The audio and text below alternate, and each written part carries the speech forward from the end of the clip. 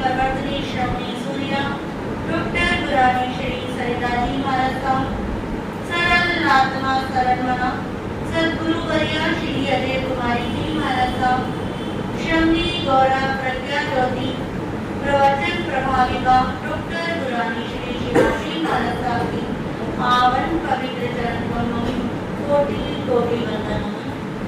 आज की प्रातःकालीन प्रवचन सभा में आप सबका हार्दिक स्वागत है, हार्दिक अभिनंदन। गुरु कृपा से आपके समक्ष नव तत्वों की चर्चा प्रारंभ हुई, जिसके अंदर आप तीसरा तत्व पुण्य को श्रवण कर रहे हैं और वो पुण्य की श्रृंखला चलते चलते आज 9वां पुण्य नमस्कार पुण्य तक आप पहुंचे हैं। नमस्कार एक ऐसी क्रिया है जिसको हर धर्म के लोग स्वीकार करते हैं, चाहे व्यक्ति किस देश में रहता हो, किस राष्ट्र में रहता हो, किस राजधानी में रहता हो। हर परिवार के लिए, हर समाज के अंदर नमस्कार करने की क्या है, एक परंपरा है। वो बात अलग है कि वो नमस्कार सिर्फ द्रव्य से करता है या नमस्कार भावों से करता है।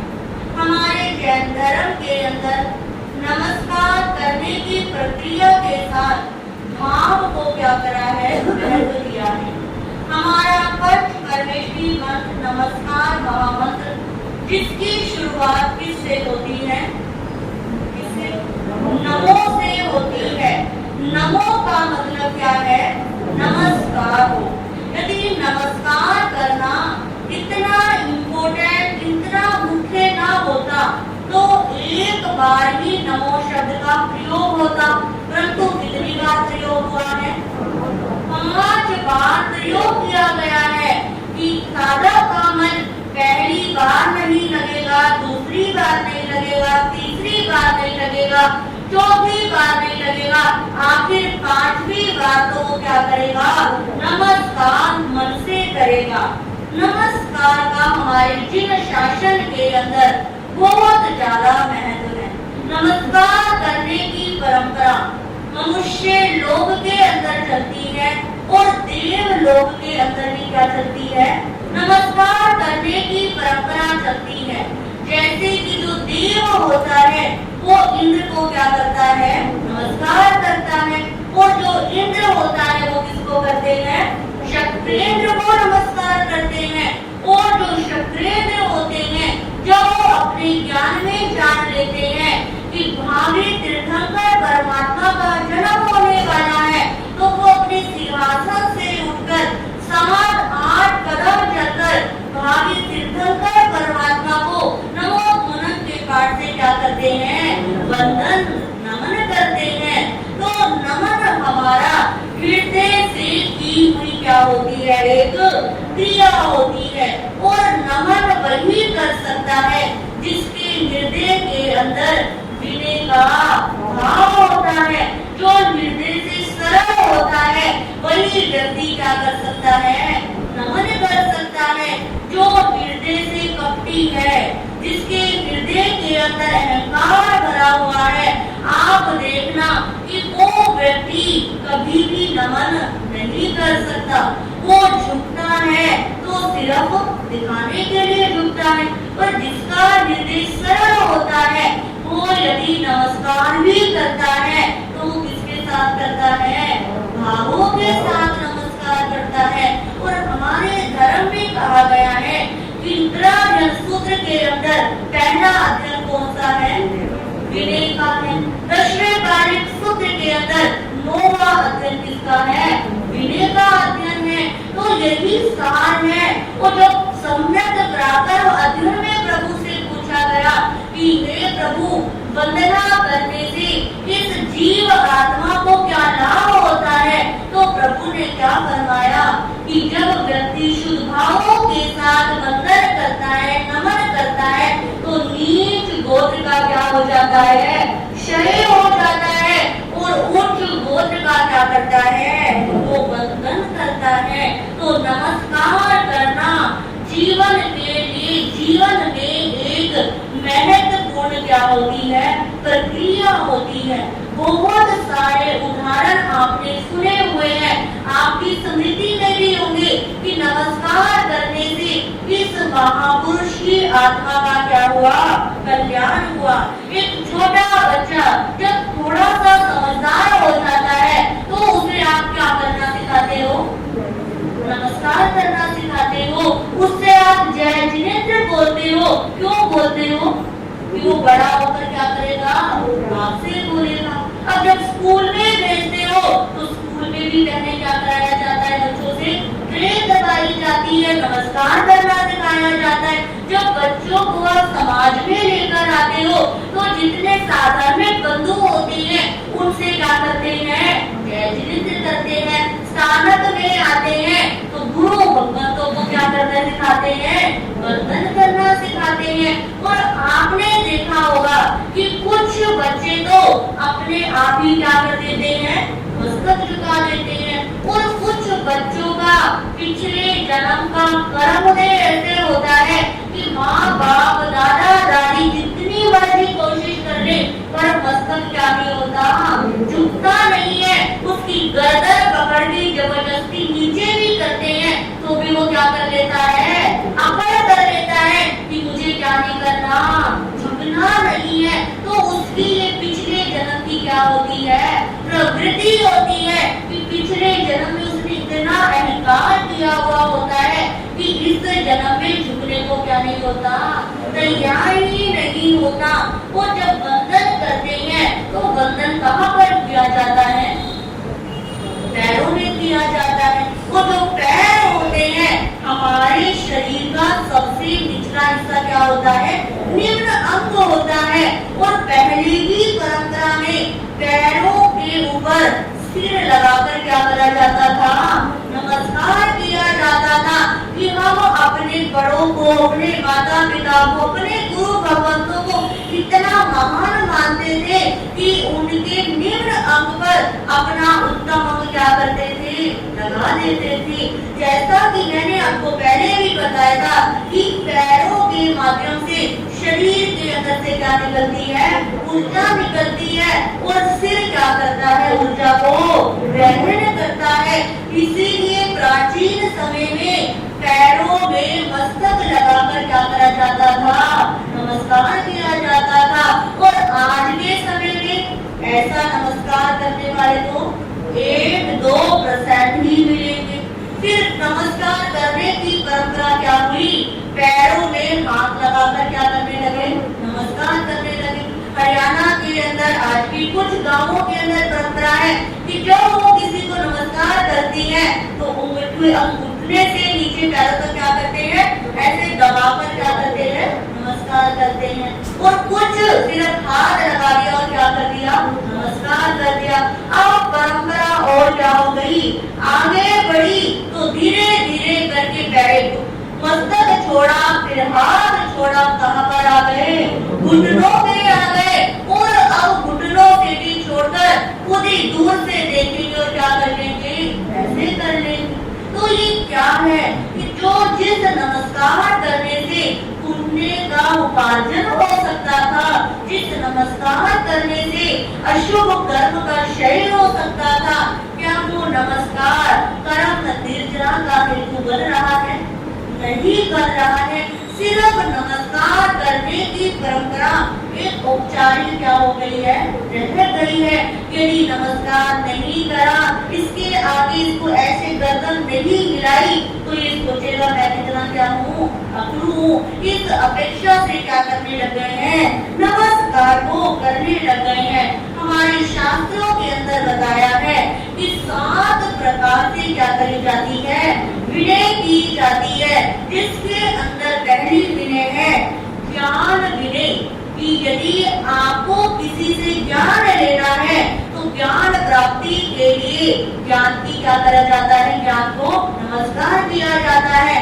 जैसे कि बच्चों को बताया जाता है कि आप कब कोई पढ़ने बैठो, कुछ स्वाध्याय करने बैठो, स्कूल में जाने से पहले ओम नमो नारायण की क्या करनी चाहिए, माला करनी चाहिए कि हम जो कुछ भी पढ़े वो हमारी बुद्धि में क्या रहे, स्थिर रहे। हम जब ज्ञान को नमस्कार करते हैं तो ज्ञान का प्रवेश हमारे जीवन में होता है। फिर दूसरी विनय आती है दर्शन विनय, कि जितने भी सम्यक दृष्टि जीव है उन सबको मैं क्या करता हूँ, नमस्कार करता हूँ, जिसके माध्यम से नमो दर्शनस। फिर तीसरी विनय होती है चारित्र विनय, कि जितनी भी चारित्र आत्माएं हैं उन सबको मैं क्या करता हूँ, नमस्कार करता हूँ। नमो चरितस के माध्यम से हम समस्त चरित्र आत्माओं को क्या करते हैं, वंदन करते हैं। फिर चौथी आती है मन विनय। कई बार हमारे मन के अंदर ही क्या आते हैं, दूसरों की प्रीति को देखकर, उनके ज्ञान को देखकर, उनके तप को देखकर, उनके वैराग्य को देखकर हम मन से ही क्या करने लग जाते हैं, वंदन करने लग जाते हैं। फिर अगली होती है वचन विनय, यानी कि बोल कर हम क्या करते हैं, नमस्कार करते हैं। और कुछ लोगों की आदत क्या होती है कि जब तक किसी को नमस्कार कर रहे हैं, कोई अपने ऊपर मत लेना, कि जनरली देखा जाता है कुछ व्यक्ति ऐसे होते हैं कि वो स्थानक में आए, गुरु महाराज को इतनी जोर जोर से क्या करेंगे, बोल बोल कर वंदना करेंगे। यदि महाराज कोई जवाब ला दे, यदि उनका कोई ध्यान चल रहा है या मौन है या स्वाध्याय कर रहा है, जब तक वो उसको प्रत्युत्तर नहीं देते, जोर जोर से क्या करते रहते हैं, बोलते रहते, मध्य वंदना महाराज जी, मध्य वंदना महाराज जी। अरे तूने क्या कर लिया है, तुम बता के वंदना करना क्यों जताना चाहते हो? तो कुछ व्यक्ति कहते हैं कि जब तक हम बोलकर वंदना नहीं करते तो वो वंदना हमारी क्या नहीं होती, स्वीकार नहीं होती। परंतु इसका दूसरा भी रूप है कि जब प्रवचन शुरू होने वाला होता है उससे पहले भी क्या करी जाती है, वंदना क्या किससे करते हैं, वचन से, यानी कि बोल कर क्या करी जाती है, वंदना की जाती है। फिर अगली होती है काया नमस्ते। काया विनय, यानी कि काया के माध्यम से क्या करना, वंदन नमस्कार करना। आज के बच्चों को यदि आप कहते हो, हम भी सुनते हैं कि अरे महाराज आए हैं, क्या कर लो, नमस्कार कर लो। इतने बड़े गुरु भगवंत आए हैं, उनके दर्शन करने चले जाओ, तो मन में क्या विचार आता है, वो क्या कहते हैं, अरे हम तो मन से अच्छे हैं, हम तो यहीं पर बैठे बैठे क्या कर लेते हैं, सुबह शाम नमस्कार कर लेते हैं, और काया से वंदना करने का कोई भी क्या नहीं करते, महत्व नहीं रखते। परंतु क्या कहा गया है कि काया के माध्यम से जब सुबह शाम या भक्ति भाव से कोई वंदना करता है तो भी उसके अशुभ कर्मों की क्या होती है, निर्जना होती है। एक ऐसे साधक हुए हैं जो नॉर्थ ईस्ट ईशान कोण के अंदर प्रतिदिन 108 बार टिकटों के पास से अरिहंत परमात्मा को क्या करते हैं, वंदन करते हैं। इस काया का कुछ तो क्या लगे, जोर लगे, और ये हमारी काया और कुछ नहीं कर सकते, तो काया के माध्यम से थोड़ी सी हमारी क्या हो जाए, कर्मों की निर्जना हो जाए। फिर अगली आती है सातवीं विनय, व्यवहार विनय। व्यवहार विनय के शास्त्रों के अंदर 7 प्रकार के क्या बताए हैं, भेद बताए हैं कि 7 प्रकार के व्यवहार से हम क्या करते हैं, विनय करते हैं। जिसके अंदर पहला है शुद्ध ग्रहण। किसी से कुछ ज्ञान लेना हो तो ज्ञान की प्राप्ति के लिए भी क्या करी जाती है, विनय की जाती है। दूसरी आती है आचार्य आदि को विनय, कि उनको किया गया नमस्कार। आचार्य क्या होते हैं, संघ के संचालक होते हैं।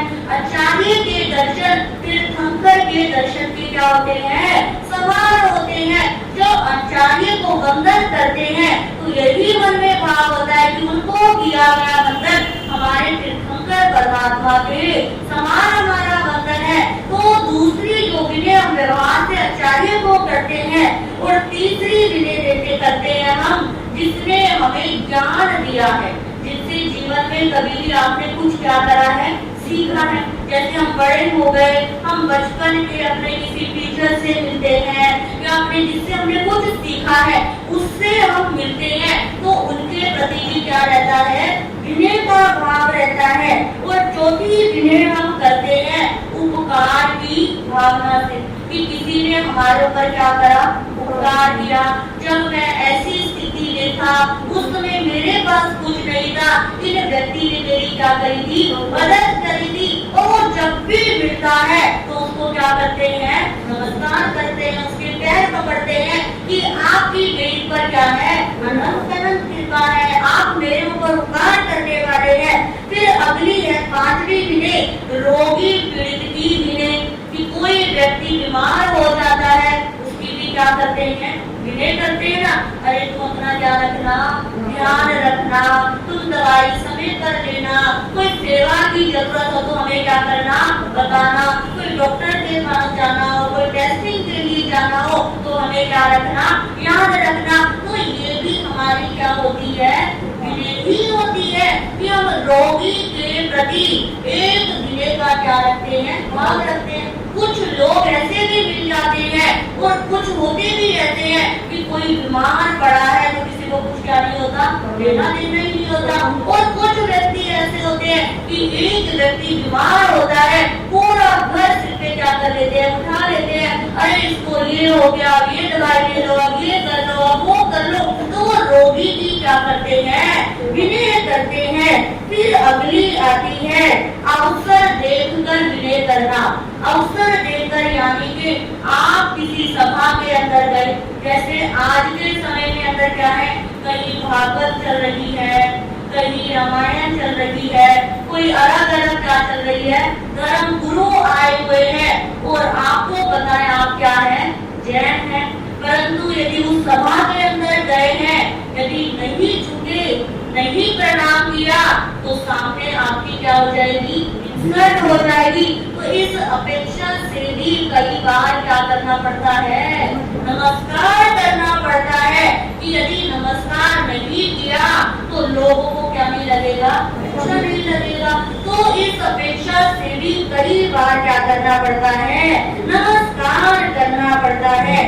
और इसके साथ प्रभु ने कहा कि कई बार अपने लिए अनुकूल वातावरण हो, हमारे को किसी की कमी ना आए, इसलिए भी वो क्या करता रहता है, झुक झुक के रहता है कि मैं जो कहूँ मेरी इच्छा क्या हो जाए, पूरी हो जाए, कि मैंने जो डिमांड करी है मेरी डिमांड को क्या कर ली जाए, एक्सेप्ट कर ली जाए। इसलिए व्यक्ति बार बार क्या करता रहता है, नमस्कार करता रहता है। कई बार आपने देखा होगा कि कुछ बच्चों की आदत होती है, कई बड़ों की भी आदत होती है, जो कुछ चाहिए होता है ना बार बार क्या करते हैं, आते हैं, और जैसे ही इच्छा पूरी हो जाती है क्या करते हैं, देखते भी नहीं है। तो विनय कैसी होती है कि कुछ वस्तु की प्राप्ति के लिए किया गया क्या करते हैं, वो नमन करते देकर कह देते हैं ना कि तुझे मुझसे क्या होगा, कुछ चाहिए होगा, जब तो तेरे पास क्या कर रहा है, बार बार आ रहा है। तो वो चीज की प्राप्ति के लिए क्या करता है,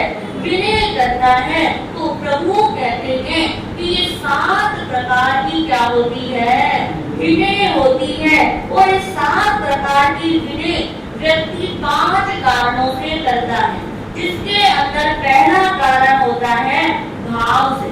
किसी के लिए तो क्या आता है, हर किसी के लिए बंधन करने का क्या नहीं आता, भाव नहीं आता।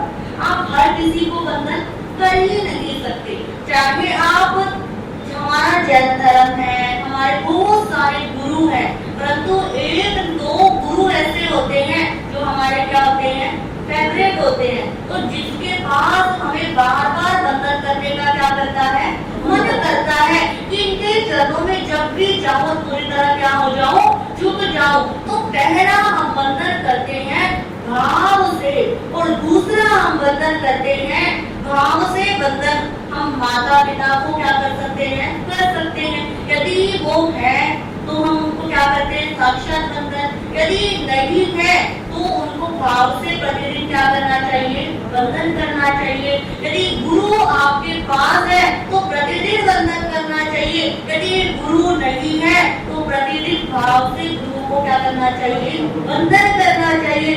दूसरा बंधन हम करते हैं प्रेम से, हम प्रेम से बंधन करते हैं अपने मित्रों और रिश्तेदारों को। किसको, मित्रों और रिश्तेदारों को हम बंधन किससे करते हैं, प्रेम से करते हैं। आओ जी, बैठो जी, खाओ जी, अब ये लो, अब वो लो। तो ये हमारा बंधन कैसा होता है? प्रेम का बंधन होता है। और जिससे बहुत ज्यादा प्रेम होता है उसकी बहुत ज्यादा क्या करते हो? खातिरदारी करते हो, मदद करते हो। और जिससे 100 रिलेशन होता है उसके आगे 1-2 चीज क्या कर देते हो? रख देते हो। तो ये क्या है कि प्रेम से भी कई बार हमें क्या करना पड़ता है? बंधन करना पड़ता है। तीसरा बंधन होता है प्रभुत्व की भावना से। जैसे कि किसी सभा के अंदर गए हैं, कोई राजा बैठा है, जैसे कि कोई नेता आता है, नेता के आगे सब क्या जोड़ते हैं? हाथ। और नेता के खुद भी क्या जुड़े रहते हैं? हाथ। अपने घर में किसी को जोड़े ना जोड़े, परंतु नेताओं के आगे क्या जोड़ेंगे? हाथ जोड़ेंगे। और नेता भी चाहे पद मिलने के बाद कुछ ना करे, उनके पहले क्या जुड़े रहते हैं? हाथ जुड़े रहते हैं कि तुम मुझे क्या कर दो? जिता दो। यानी कि प्रभुत्व की भावना से भी व्यक्ति क्या करता है? नमस्कार करता है। फिर चौथा होता है व्यवहार से। व्यवहार यानी कि मिलने जुलने वालों को, जैसे अब प्रतिदिन अब क्या आते हैं? सब प्रवचन में आते हैं और एक दूसरे को क्या करते हो? जय जिनेन्द्र करते हो, एक दूसरे का हालचाल पूछ लेते हो। तो ये नमन कैसा होता है? व्यवहार से किया गया नमन होता है। तो इस प्रकार प्रभु कहते हैं कि ये नमन हमारे को क्या करता है? उच्च श्रेणी की तरफ लेकर जाता है। और 5वां नमन होता है आशा से किया गया नमन, कि इस व्यक्ति से मुझे इस चीज की क्या होगी? प्राप्ति होगी। इसलिए क्या करते हैं? नमन करते हैं। जैसे कई बार आपने देखा होगा कि माता पिता भी घर पर हैं, उन्होंने बंटवारा नहीं किया है, तो वो बच्चों को क्या करनी पड़ती है? माता पिता की देख रेख करनी पड़ती है कि अभी तो यदि इनके साथ मैंने कुछ गलत व्यवहार कर दिया तो इस घर से मुझे क्या कर देंगे? निकाल देंगे, या मुझे प्रॉपर्टी नहीं मिलेगी, मुझे ज्वेलरी नहीं मिलेगी। तो इस आशा के साथ क्या करते हैं? नमन करते हैं। तो प्रभु ने कहा कि 5 कारणों से व्यक्ति क्या करता है? नमन करता है। अब थोड़ा सा चलते हैं अपने इतिहास की तरफ कि नमन करने से किन-किन आत्माओं ने अपनी आत्मा का कल्याण किया। आप सब और हम सब जानते हैं गौतम स्वामी जी को। गौतम स्वामी जी जब पहली बार प्रभु की शरण में आए तो उन्होंने पहली बार में प्रभु को वंदन नहीं किया था। पहली बार तो वो प्रभु के सामने बिल्कुल अकड़े हुए खड़े रहे कि मैं ब्राह्मण हूँ, मैं क्यों झुकूं। और जैसे ही मन की शंका दूर हुई, अरे ये तो सर्वज्ञ है, केवली है, और हमेशा के लिए प्रभु के चरणों में क्या हुए? झुक गए। और प्रभु के प्रथम शिष्य कौन बने? गौतम स्वामी बने। इसी प्रकार उत्तर सूत्र में सुनते हैं कि श्री कृष्ण महाराज ने जब वो माता की देवकी की वंदना करने के लिए जाते थे तो वंदना के माध्यम से ही जाना था कि मेरी माँ को एक छोटे बंधु को खिलाने की क्या है? इच्छा है। अभय कुमार का नाम भी आपने सुना होगा कि जब वो अपने पिता को वंदन करने के लिए गए तो उनको पता लगा कि माता को दोहर क्या हुआ है? उत्पन्न हुआ है। तो उन्होंने पितृबंधन से ही जाना था और अपनी माँ का दोहर क्या करा था? पूरा किया था। इसके साथ ही एक वो आता है मेंढक, जो क्या था? भगवान महावीर के दर्शन करने के लिए जा रहा था कि जब उसने सुना कि राजा श्रीकृष्ण पूरी सभा पूरा नगर भगवान के दर्शन के लिए जा रहा है, और जब उसका क्या था? छोटा सा शरीर था।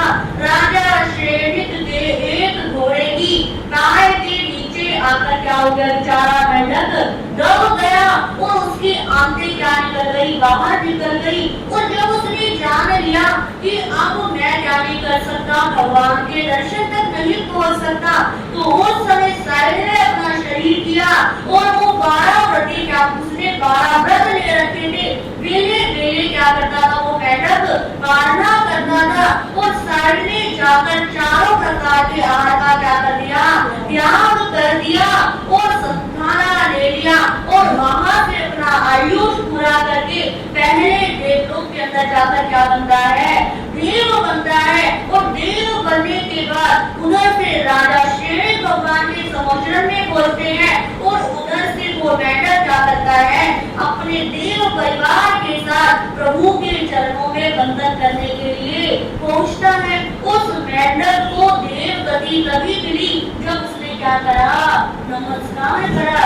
इसी प्रकार महाभारत का उदाहरण भी देख लो कि जब युद्ध की पूरी तरह तैयारी थी, अब युद्ध शुरू ही होने वाला था, युधिष्ठिर अपने रथ से नीचे उतरे और पितामह गुरु द्रोणाचार्य और कृपाचार्य के पास वंदन करने के लिए गए और जब उनको वंदन किया कि मुझे आशीर्वाद दो, क्या होने जा रहा है, युद्ध शुरू होने जा रहा है, तो उन्होंने क्या कहा, विजयी भव।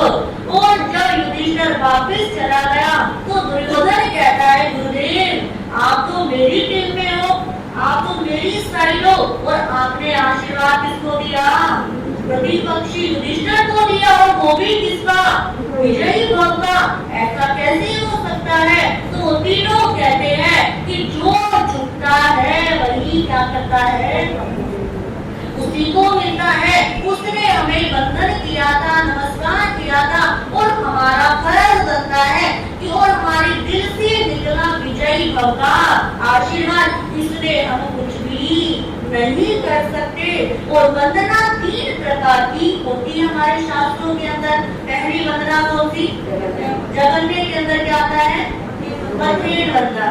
पूरा शब्द क्या है, मध्येन वंदनामि, परंतु क्या बोलते हैं, मध्य तो हटी गया, हे वंदना। कुछ लोग वंदनामि वंदनामि के लिए कर देते हैं, यानी कि मध्येन वंदनामि पूरा शब्द है, इसको भी लोगों ने क्या बना लिया, शोर रूप में बना लिया, हे वंदना महाराज जी, हे वंदना महाराज जी। तो जगन्य वंदना कहती है मध्येन वंदनामि के माध्यम से क्या कर सकते हैं, वंदना। फिर दूसरी होती है मध्यम वंदना, टिकुतों के पाठ से क्या करी जाती है, वंदना की जाती है। और फिर उत्कृष्ट वंदना होती है क्षामी महासनों के पाठ से की हुई वंदना। तो प्रभु कहते हैं कि नमस्कार पुण्य हर व्यक्ति क्या कर सकता है, कर सकता है।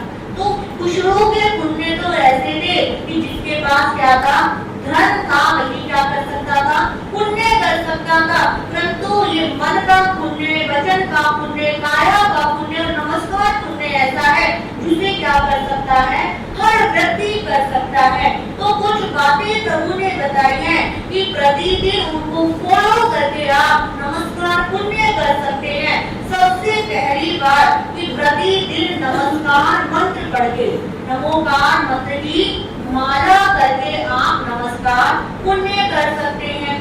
दूसरी कहते हैं नमो धूनम के पाठ से ईशान कोण के अंदर वंदन करके आप नमस्कार पुण्य कर सकते हैं। हमारी बड़ी साधु वंदना जिसके अंदर जितने महापुरुष हुए अनंत 24 को क्या किया गया है, नमस्कार किया गया है। यदि प्रतिदिन आप उसको पढ़ते हैं तो भी आप क्या कर सकते हैं, नमस्कार पुण्य कर सकते हैं। और शास्त्र कहता है कि यदि कोई व्यक्ति लगातार बड़े साधु वंदना पढ़ता है तो मृत्यु से 6 महीने पहले उसे मृत्यु का क्या हो जाता है, आभास हो जाता है। इतनी महान प्रभावशाली क्या होती है, बड़ी साधु वंदना होती है। इसके साथ आप अपने घर के अंदर जितने भी घर के सदस्य हैं, हफ्ते में एक दिन क्या बनाओ, एक परिवार का नियम बनाओ कि सब सदस्य बैठकर क्या पढ़ेंगे, नमस्कार मंत्र पढ़ेंगे। आज हम देखते हैं व्यक्ति काम तो क्या करता है, सामूहिक करता है, पाप क्या करता है, सामूहिक करता है, और पुण्य क्या नहीं करता, सामूहिक नहीं करता, अलग अलग करता है। अभी जैसे कुछ महीने पहले क्या हुआ था, विमान क्रैश हुआ था, उसके अंदर कितने व्यक्ति क्या कर रहे थे, मारे गए थे, 250-300 व्यक्ति मारे गए। और कुछ व्यक्ति कहते हैं कि क्या सबने एक साथ क्या करा था, ऐसा पाप कर्म किया था। और शास्त्र कहता है कि जब व्यक्ति पाप कर्म एक साथ करता है और जब वो व्यक्ति किसी कारणवश एक साथ मिल जाते हैं तो क्या बनती है, ऐसी परिस्थिति बनती है कि उसमें से एक भी व्यक्ति नहीं बचता। अब उस विमान क्रैश के अंदर, फ्लाइट क्रैश में बचा था। अब वो क्यों बचा था कि उसने कहीं क्या करा होगा, जहाँ पर सब काम कर रहे थे उसने थोड़ा सा वहां पर बैठकर क्या कर लिया होगा, पुण्य कर लिया होगा, जिसके फलीभूत क्या हो गया, वो बच गया। तो प्रभु कहते हैं कि घर के अंदर सामूहिक क्या करो, जाप करो। अब चातुर्मास के अंदर भी सामूहिक क्या करवाए जाते हैं, जाप क्यों करवाए जाते हैं, इसलिए करवाए जाते हैं कि कोई ऐसी परिस्थिति आ जाए इस जन्म में नहीं, अगले जन्म के अंदर आपने यदि सामूहिक धर्म किया हुआ होगा, यदि वहां पर आप इकट्ठे हो गए तो कोई विपदा आती आती क्या हो जाएगी, टल जाएगी। इतना महत्व किसका होता है, इस नमस्कार पुण्य का होता है। ये नमस्कार पुण्य हमारे जीवन के लिए, इस भव के लिए भी कल्याणकारी है और आने वाले भवों के लिए भी क्या है, कल्याणकारी है। तो प्रभु ने तत्वों के माध्यम से ये 9 प्रकार के क्या बताए, पुण्य बताए, जिसको आपने क्या करा है, श्रवण किया है। इसके अलावा भी बहुत सारे ऐसे काम होते हैं जिसको आप पुण्य के रूप में क्या कर सकते हैं, स्वीकार कर सकते हैं। हम देखते तो हैं परंतु हमें क्या नहीं होती, जानकारी नहीं होती और हम उस पुण्य से क्या रह जाते हैं, वंचित रह जाते हैं। आज आपके समक्ष ये 9 पुण्यों की चर्चा समाप्त हुई, परंतु इसके अलावा भी और बहुत सारे पुण्य हैं, पुण्य और बहुत सारे तरीकों से भोगा जाता है। ये सब चर्चा कर आपके समक्ष आएगी, आप सुनोगे, ग्रहण करोगे, अपनी आत्मा का कल्याण करोगे। इन्हीं शब्दों के साथ मैं अपने विषय को विराम देती हूँ। सभी मिलकर गुनगुनाएंगे, वंदे आएगा ऐसा कभी ना कभी, वंदे ऐसा कभी ना कभी, सिद्धि पाएंगे हम भी कभी ना कभी, सिद्धि पाएंगे हम भी कभी ना कभी।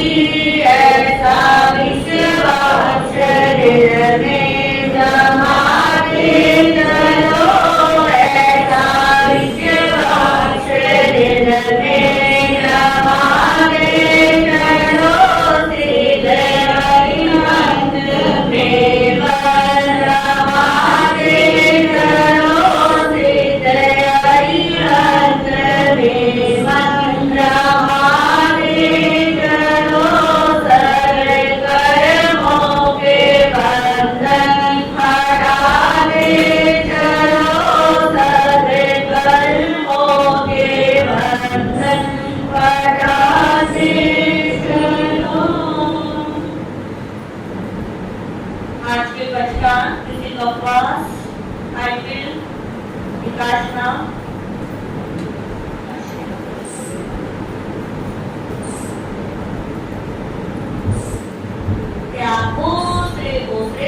आज के सामूहिक पश्चात के अंदर माला के अंदर श्री विमल नाथाय नमः, श्री विमल नाथाय नमः की एक माला करेंगे।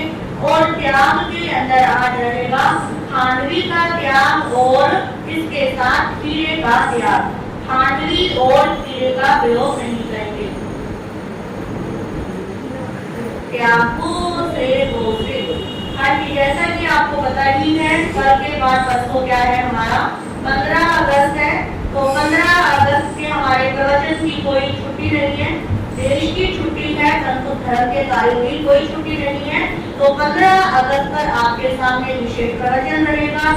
16 अगस्त को भी हम एक कार्यक्रम, अपना सुंदर सा प्रवचन आपके सामने रखेंगे।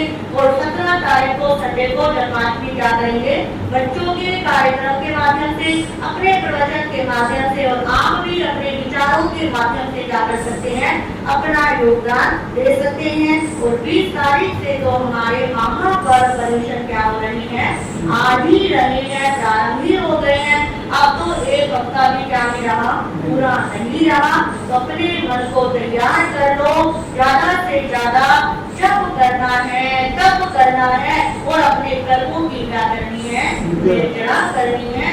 बोलिए भगवान महावीर स्वामी की, संस्थान के सभी महापुरुषों की श्री जय धर्म की जय। नमो यंतानम, नमो सिद्धानम, नमो ऐनियानम, नमो वज्रायणम, नमो द्वये संस्थानम, ऐसो पंच नमोकारो सब पाव प्रणासनो ज्ञानस्य सबे सिद्ध परमं अवै मंगलम। श्री चत्तारी मंगलम, अरिहंता मंगलम, सिद्धा मंगलम, साहू मंगलम, केली प्रणतो नमो मंगलम। चत्तारी लोकोत्तमा, अरिहंता लोकोत्तमा, सिद्धा लोकोत्तमा, साहू लोकोत्तमा, केली प्रणतो नमो लोकोत्तमा। चत्तारी शरणं प्रवज्यामि, अरिहन्ते शरणं प्रवज्यामि, सिद्धे शरणं प्रवज्यामि, साहू शरणं प्रवज्यामि, केली प्रणतं धम्मं शरणं प्रवज्यामि। केशाय